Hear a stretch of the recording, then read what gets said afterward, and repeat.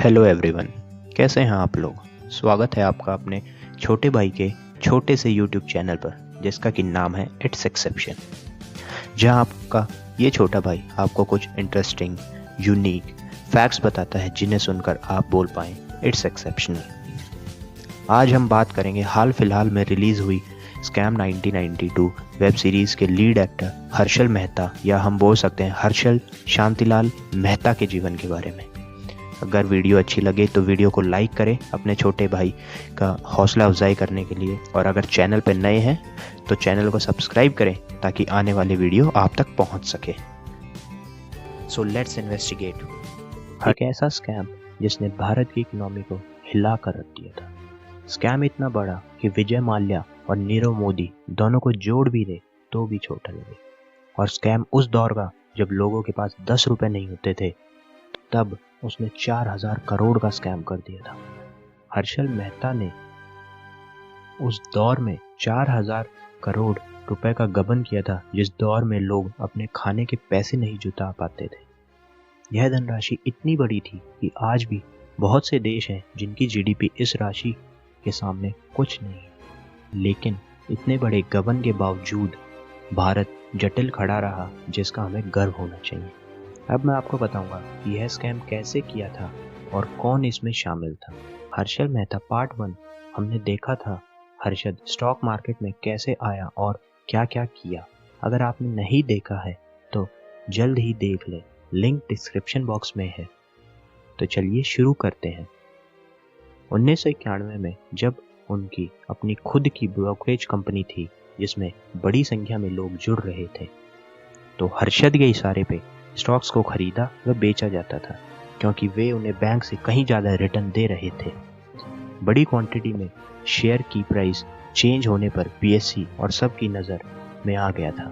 उस दौर में लोग स्टॉक मार्केट की तरफ इतने जागरूक ना थे कि हर्षद इतना फंड इकट्ठा कर सके, इसलिए उन्होंने बैंकों का सहारा लिया, जहां से यह स्कैम शुरू हुआ था। इस प्रक्रिया में RFD रेडी फॉरवर्ड डील का यूज़ किया गया था, जिसमें एक बैंक दूसरे बैंक से पैसे लेता और बदले में अपनी सिक्योरिटी देता था। लेकिन ये लेन देन डायरेक्ट ना होकर एक ब्रोकर के द्वारा होती थी, जो कि हर्षल मेहता की ग्रो मोर कंपनी के द्वारा की जाती थी।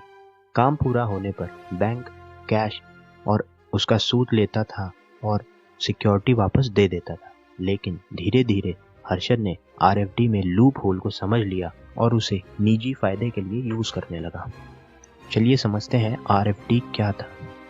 मान लीजिए 4 बैंक हैं, A, B, C और D।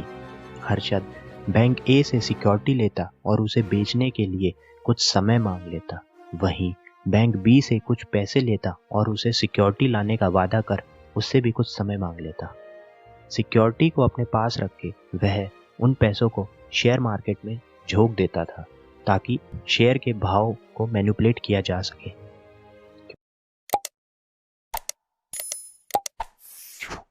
क्योंकि हर्षद लोगों के बीच काफ़ी फेमस था और उसकी छवि काफ़ी साफ सुथरी थी, इसलिए बैंक भी उस पर बिना शक किए उसी के नाम पर चेक इशू कर दिया करते थे। उसी बात का फ़ायदा उठाकर हर्षद उन सब पैसों को अपने निजी इस्तेमाल के लिए यूज़ करने लगा और शेयर मार्केट में शेयर की प्राइस को मैनिपुलेशन करने लगा। फिर जब बैंक ए पैसा मांगता तो वह बैंक C से पैसे लेकर बैंक A को दे देता था। इसी तरह बैंक D और अन्य बैंक का भी यूज़ करने लगा। सभी डील को पूरी करने के लिए वह यही प्रक्रिया यूज़ करता था, जिसे चेन सिस्टम कहा जाता है, जिसमें बैंक की डील भी पूरी हो जाती थी और अपने हाथ भी अच्छा पैसा रखा रहता था।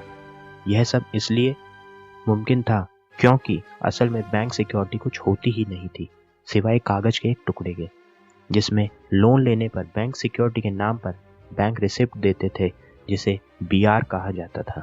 BR का मिलने का मतलब था कि पैसे सही जगह पर पहुंच चुके हैं और सिक्योरिटी दूसरे बैंक को मिल चुकी है।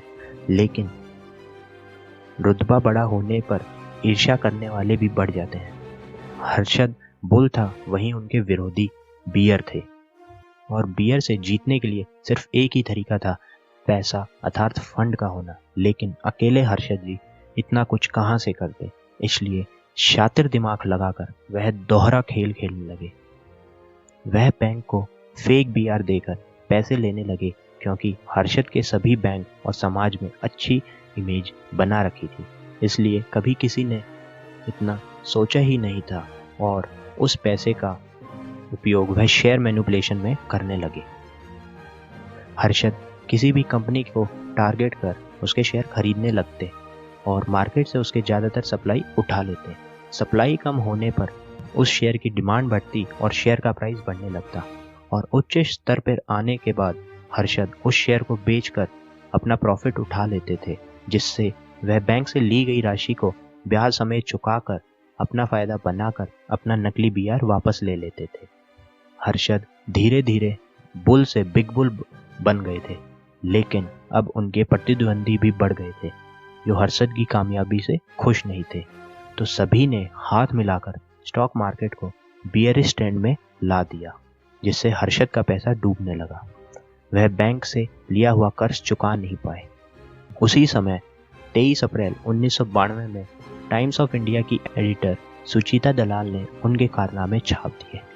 कार्रवाई होने पर बीआर की नकली होना पाया गया, जिससे स्टॉक मार्केट गंदी तरीके से गिर गया। साथ ही हर्षद का पर्दाफाश हो गया। अलग अलग बैंक में हर्षद ने करीब 4000 करोड़ रुपए लिए थे। इससे पहले किसी को इसकी भनक तक ना थी।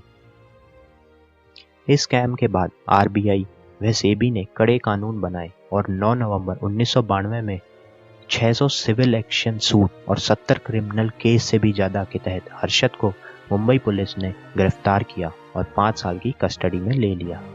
लेकिन फिर भी सारे केस कंप्लीट ना हो सके।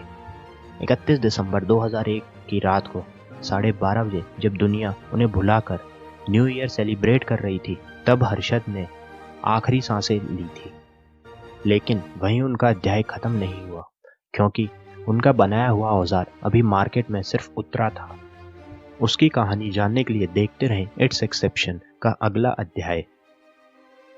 हर्षद का यह औजार क्या था, नीचे कमेंट बॉक्स में कमेंट करें और एक लकी विनर पाएगा हर्षद की वह धनराशि जिसे लेकर हर्षद स्टॉक मार्केट में आया था।